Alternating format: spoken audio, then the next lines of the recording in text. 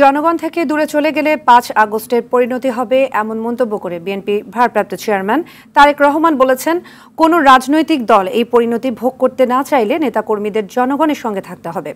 রাষ্ট্র কাঠামো মেরামতের ৩১ দফা নিয়ে খুলনা বিভাগের ৩ জেলার নেতাকর্মীদের প্রশিক্ষণ কর্মশালায় তিনি কথা বলেন। খান আলামিনের রিপোর্টে দেখুন বিস্তারিত।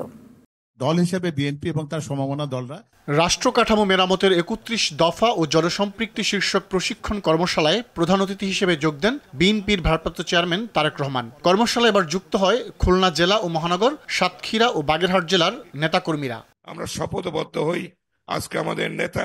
দিনব্যাপী এই কর্মশালায় নেতাকর্মীদের বিভিন্ন প্রশ্নের জবাব দেন তারেক রহমান। পরে সমাপনী বক্তব্যে তিনি বলেন, জনবিচ্ছিন্ন দলের পরিণতি কি হতে পারে তার উদাহরণ ৫ আগস্ট। এই পরিণতি এড়াতে চাইলে জনগণকে সঙ্গে রাখতে হবে, জনগণের সঙ্গে থাকতে হবে।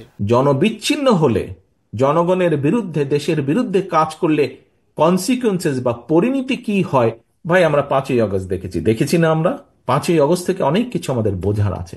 জনগণের পাশে থাকতে হবে, জনগণের সঙ্গে থাকতে হবে, জনগণকে সঙ্গে রাখতে হবে। জনগণ থেকে যদি দূরে চলে যাই আমরা, ওই ৫ই আগস্টের পরিণতি কিন্তু হবে।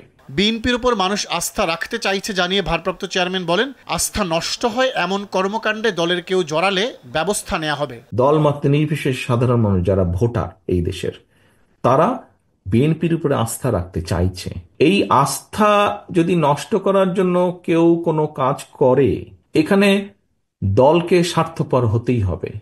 কোনো ব্যক্তির কারণে, কোনো নেতার কারণে, কোনো কর্মীর কারণে যদি মানুষের আস্থা নষ্ট হয়, তাকে আমরা ওন করতে পারবো না। ৩১ দফা কেবল দলের নয়, দেশ ও জনগণের জন্য মন্তব্য করে তারেক রহমান বলেন, এটি কেবল প্রণয়ন নয়, বাস্তবায়ন করাই বিএনপির লক্ষ্য।